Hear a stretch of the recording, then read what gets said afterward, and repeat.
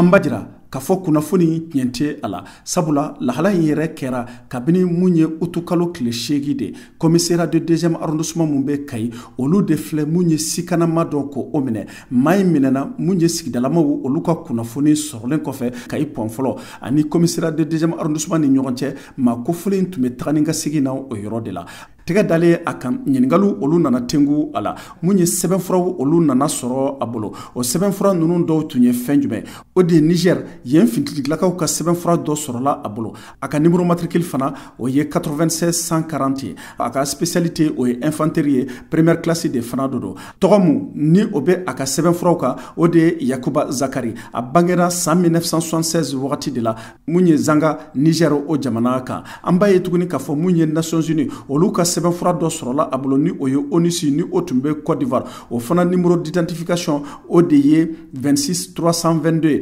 permis de conduire mun fana sɔrɔla a bolo Nations Unies ta tun bɛ a bolo mun ye Niger olu yɛrɛ fana ka finitigilakaw ka ayiwa permis de conduire tun bɛ a bolo la mun ye kunnafoni caman o labɔli kɛ réseaux sociaux kan mun ni a kɛra sababu ka maaw hakili ka a caw nin ko in lahala la an b'a jira k'a fɔ ayiwa ko tiɲɛ tɛ a la sabula mun ye maa kɔfɛlen mun ni a filɛ ko ka minɛ ale minɛna kabini mun ye utukalo tile 8 de la sikanama dɔ don ale yɛrɛ bilala sariyabulon olu ka bolo kan minnu ni o ni sɛgɛsɛgɛli baaraw bɛ ɲɔgɔn na Isa Bakari Bacili ka bɔ Kayi VOA Bamanan o tɔgɔ la